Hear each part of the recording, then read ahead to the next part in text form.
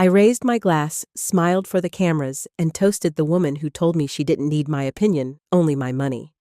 Then I stepped away from the chandeliers and whispers found an empty hallway, and in 3 quiet phone calls, canceled a 3-week honeymoon in Paris I had paid for, down to the last flute of champagne. The sting in my chest wasn't from embarrassment.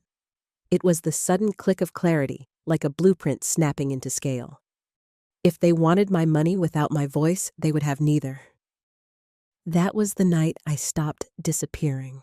My name is Margaret Wilson, architect, by training and habit widow by fate, mother by stubborn hope. The ticking that keeps me steady is Edward's vintage watch, a mid-century piece, with a movement as meticulous as the man who wore it. Edward died 7 years ago, and in the silence that followed, I sold nearly everything of value to keep our son afloat. Properties, art, a lifetime of careful acquisitions, everything except the watch. I told myself I was preserving time. The truth is, I was preserving a promise that James would one day stand on his own feet. When he appeared at my door one afternoon with a petite blonde and a flash of triumph in his eyes, I thought that day might finally be near. "Mom, this is Amber Collins. We're getting married in 6 months." I set the watch down beside my blueprints and extended my hand. I had not heard James speak of real love since his divorce from Lauren 5 years earlier. Amber's smile was quick and camera-ready. Her eyes moved like a surveyor's level vaulted ceiling, custom woodwork framed awards. When James mentioned I had been an incredible architect, Amber leaned forward with the interest of a buyer reading an inspection report.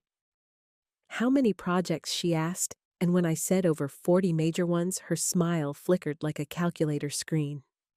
I told myself to be generous. I told myself that love often begins as performance before it ripens into truth. I offered to help with the wedding, because helping is the religion of girls who grew up proving they belonged. My album of swatches, notes, and hand-drawn layouts, years of daydreams and discipline, felt like a ribboned gift when I placed it in Amber's hands.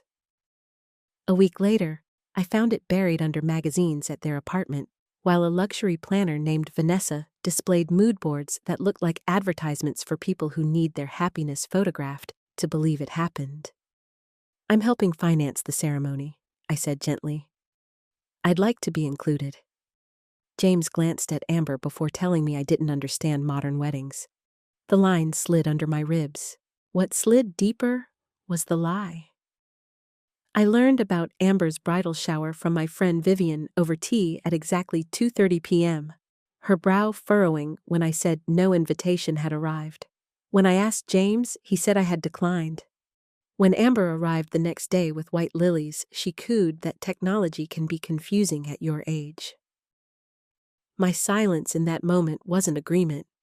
It was the careful stillness before a storm. Money changed the weather. Budgets crept. $120,000 became $180,000 after necessary adjustments, and then there were the emergency add-ons that always seem to accompany people who are never at fault. At the menu tasting, my family cake recipe was rejected because it didn't photograph well for Instagram. At the rehearsal, the photographer nudged me out of frame for the sake of visual harmony.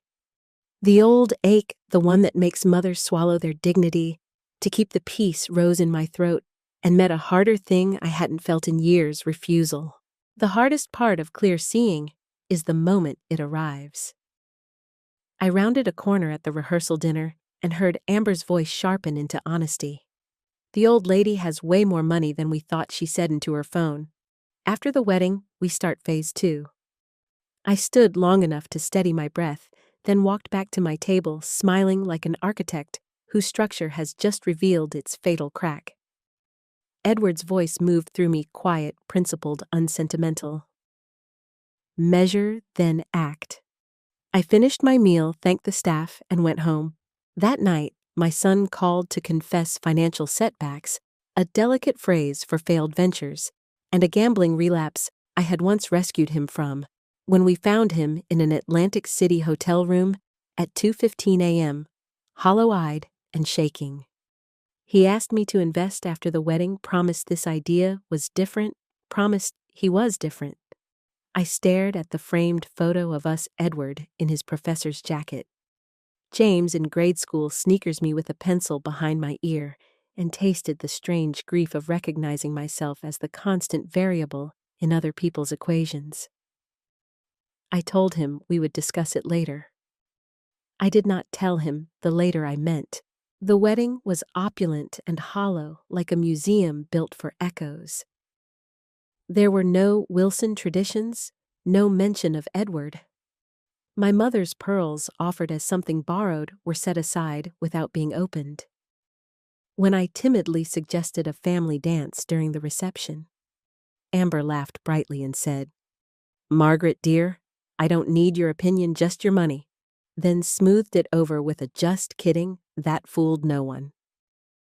James looked at his phone. Vivian squeezed my hand and whispered, "Remember who you are."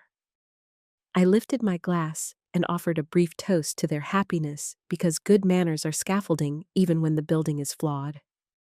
Then I walked away and made my calls. I would learn the next morning that a transfer for $50,000 had left my account at 9:10 a.m., the same morning as the ceremony authorized by a signature I did not write. I would learn that 3 months earlier, James had expanded the access I had carelessly granted him to help with payments. I would learn, and I would begin to draw lines where there had been only open doors. But before the learning came, the decision. I canceled the honeymoon. I chose my voice. And when I looked across that glittering room for Edward's watch on James's wrist and could not find it, something inside me clicked into place with the precision of gears finding their teeth. The time for vanishing had ended. The morning after the wedding, sunlight spilled through my blinds like a cruel joke. I brewed coffee, sat at my drafting table, and opened the email from my bank. The words swam in front of me: an unusual transfer of $50,000 to James and Amber's joint account at exactly 9:10 a.m. hours before I walked down the aisle of their reception. I called the bank immediately. The manager's calm explanation chilled me. James had provided an authorization form, apparently signed by me. The signature looked familiar, because it was mine, lifted from another document. My son, who once held my hand, crossing busy streets, now forged my name to cross into my accounts. When I called James, his tone was dismissive. "The euro is high, Mom. Amber wants to shop in Paris. You have so much money. What's the problem?" My throat tightened. "The problem," I whispered, "is trust." He sighed, as though I were a stubborn client rather than his mother. "Don't complicate things." I hung up before the taste of betrayal could fully flood my mouth. I turned to the only person who had stood beside me through every architectural commission, every award, every storm: Joseph Miller, my attorney and friend of 40 years. On a video call at exactly 2 p.m., his glasses caught the reflection of my wall of awards. "Margaret, this is elder financial abuse," he said bluntly. "You've been giving James unchecked access for too long." Together, we revoked every authorization, ordered a forensic audit, and filed a police report for forgery, though I asked him to hold charges in suspension. I wanted strength before vengeance. The audit unearthed nearly $100,000, siphoned in small transfers over 2 years, a slow bleed I had mistaken for generosity. In the evenings, I covered my office wall with diagrams, arrows, and timelines. My architectural mind knew how to map structures, and now I was mapping my undoing. Each line was a humiliation, but each note was also a step toward reclamation. At the same time, I forced myself outward. I dusted off old lecture notes and offered a talk at a community center on accessible architecture for seniors. The director welcomed me warmly, and after the session, a retired therapist named Diana approached me. She specialized in elder financial abuse. "You're not the first brilliant person to be manipulated by love," she said softly, "but you can be the first in your circle to reclaim your power." Her words echoed as I drove past buildings I had designed, structures that still stood because I had insisted on integrity. Amber and James, oblivious, arrived at Boston International Airport days later expecting champagne flights to Paris. Instead, they found canceled reservations and no hotel suites at the Ritz. The phone rang that night, Amber's voice shrill. "Everyone knows about this trip. How could you?" James's tone alternated between pleading and anger. I answered calmly, "As you said, Amber, you don't need my opinion, just my money. I've decided to give neither. At 38, James, it's time to finance your own luxuries." Then, as precisely as a blueprint folded along its seam, I ended the call. Days later, Lauren James's ex-wife appeared at my door. She carried screenshots, her face drawn with worry. "I tried to warn him," she said, sliding her phone across my table. The images showed Amber in Boston's social circles, always at the elbow of older men with resources. She designs her profiles to attract them. She researched your family before she ever messaged James. My hands trembled as I turned the screen. The evidence wasn't shocking, it was confirming. That night, I began my reconstruction plan. I partnered with a housing foundation as a consulting architect, safeguarding part of my estate and reviving the professional core of my identity. I started a discreet support group with Diana for seniors facing family exploitation. And when James texted about a down payment for a house Amber coveted, I didn't rush to rescue him. Instead, I moved my funds to protected accounts and added financial independence to my wall diagram in bold letters. A week later, James appeared on my porch alone, shoulders slumped. He mentioned the house again. I asked where his father's watch had gone. He stammered, insisted it must be at the hotel, but my call to their lost and found proved otherwise. His unease told me everything. "Do call before visiting next time," I said, closing the door gently but firmly. That small gesture of boundary after years of reflexive giving felt like a foundation being poured. Behind that door, my diagram wall grew. Under attempted financial manipulation, I added a new entry: missing heirloom. For the first time since Edward's death, I felt less like a grieving widow and more like the architect of my own life. When the meeting finally arrived, I transformed my dining room into a boardroom. Fresh coffee, neatly stacked documents, folders for each participant, architecture of order, laid over the chaos of family. Joseph sat quietly at my side, not as a lawyer in an official capacity, but as an old friend who happened to know every legal angle. James and Amber entered tense, she adorned in new jewelry I had never seen, he looking worn, but still trying to mask it with confidence. After dinner, I slid a folder across the table. "Before we discuss support," I began, "I want to share my recent decisions." Inside were clippings from the Boston Globe covering my new partnership with a foundation for accessible senior housing. I had pledged a significant portion of my estate, including half the funds James and Amber expected for their dream house, to this initiative. "I will serve as lead architectural consultant," I explained. "And as part of this, my finances are being redirected into structured philanthropic channels." Amber's smile faltered. James frowned, his fingers drumming the table. Then, I offered terms. "I am willing to contribute 30% toward the house, not 70%, and only if two conditions are met. First, Edward's watch is returned. Second, both of you attend 6 months of therapy with a counselor of my choosing." I let the words hang in the air like the precise silence before concrete is poured. Amber tried the path she always favored: performance. Her voice softened, eyes glistened. "Margaret, how can you not trust us after all we've done to include you? James feels devastated by your suspicion." Her hands trembled with practiced fragility, but I remained steady. Joseph placed another folder on the table, Lauren's documentation of Amber's past patterns. Photographs, messages, testimonies, evidence as solid as load-bearing steel. Amber's mask cracked. "That old, scratched watch," she muttered suddenly. "James said it was worth very little. I sold it for $4,000. James's face drained of color. "You did what he whispered." She snapped back, Don't act surprised you knew I had it appraised. He shook his head, voice breaking. Appraised doesn't mean sold. I stayed composed. That damaged mechanism was a custom Swiss movement insured for $12,000. You were shortchanged, Amber, and exposed. Silence settled like dust in an abandoned house. The meeting ended with reluctant agreements, therapy partial funding, and the unspoken acknowledgement that my days of unconditional giving had ended. 2 weeks later, therapy began. Dr. Richardson, calm yet unyielding, guided us through sessions that peeled back layers of resentment and manipulation.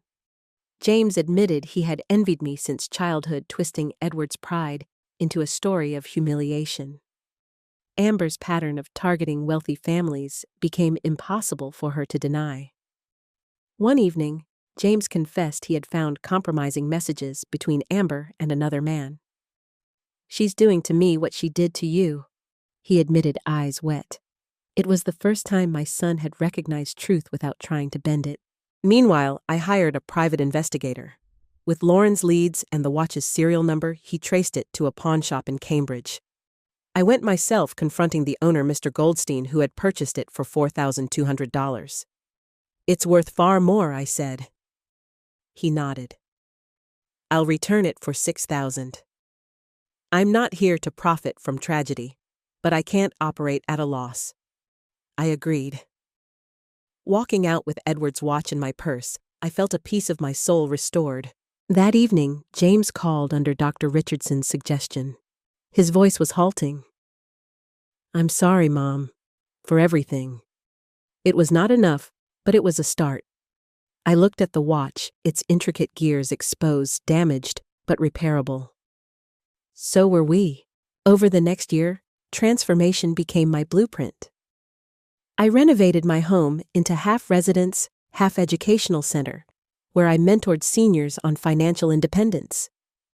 The Housing Foundation expanded under my guidance, and our Architecture of Life initiative began to change lives. Edward's watch, restored by a master craftsman, ticked steadily on my mantelpiece. James's marriage unraveled as Amber's affair became undeniable. Their divorce was painful but inevitable. James entered therapy for gambling and authority issues, slowly reconstructing himself. We began having lunches every other week, no longer mother as savior, but two adults learning the balance of respect and boundaries. I decided not to pursue criminal charges for the forgery. His recovery was punishment enough. At my 74th birthday, friends, colleagues, and support group members filled my home with laughter. Lauren, once my adversary, had become my ally. Joseph toasted me to Margaret Wilson, proof that it's never too late for a magnificent redesign. I raised my glass, Edward's watch gleaming on my wrist, and felt something I hadn't in years visible. Not just to others, but to myself. A year later, I stood at a podium I never imagined reclaiming. The National Conference on Accessible Design had invited me to give the keynote address. As I adjusted the microphone, the glass panel beside me caught my reflection. Silver hair swept elegantly back, shoulders straight, eyes alert. I thought of the woman who had once been strategically positioned at the edges of photographs at her son's wedding, whose pearls had been dismissed, whose voice had been laughed at. That woman had been trained to step aside to finance silence. This woman commanded the room. I spoke about architecture, yes, but also about dignity. I described the senior housing initiative we had launched, the way universal design could preserve independence and identity. When I finished, the applause rolled through the hall like thunder on steel beams. In the back row, James sat quietly listening, not interrupting, not diminishing. We had not returned to the relationship we once had, but something steadier had grown between us, mutual respect. His divorce from Amber was finalized 6 months earlier, and he had resumed teaching accounting at the community college. He had not gambled in over a year. After the speech, a woman in her 60s approached me, clutching a magazine that carried my article. Your story gave me courage, she said, her eyes damp. I've supported my adult children for decades while they treat me like an ATM. Yesterday, I finally said no. I held her hand. The hardest part is already behind you, I assured her. Now you get to rediscover yourself. It was like speaking to my own reflection from a year earlier. That evening, I hosted a modest dinner at my home. The walls, once covered in diagrams of manipulation, now displayed renderings of upcoming projects. Edward's watch kept perfect time on my wrist. Around my table sat Joseph, Diana, Lauren, members of the support group, even James, hesitant but present. Joseph raised his glass to Margaret Wilson, who proved that no matter how strong the foundation, sometimes the best thing you can do is redesign. Laughter filled the room, light and unforced. For the first time in years, my house felt alive. Later, alone in my studio, I reviewed blueprints for a new community center, addition clean lines, wide hallways, warm light. The work was innovative yet practical, a reflection of the life I had rebuilt from betrayal. My phone buzzed with a message from Diana, reminder new member joining our support group tomorrow. 78-year-old retired teacher whose grandson has been manipulating her finances. I typed back quickly, "I'll bring the blueprint exercise we discussed." Setting the phone aside, I ran my fingers over Edward's watch, feeling its steady rhythm. It reminded me that even broken mechanisms can be restored with patience and expertise. As I gazed at the skyline I had once shaped with my designs, I whispered into the quiet room, "I'm visible now." The words did not echo. They settled, certain and true. Thank you for listening to my story. If it moved you, please like, share, and subscribe to support more stories like this. And tell me in the comments, have you ever found the courage to stop disappearing and reclaim your voice? Your story matters too.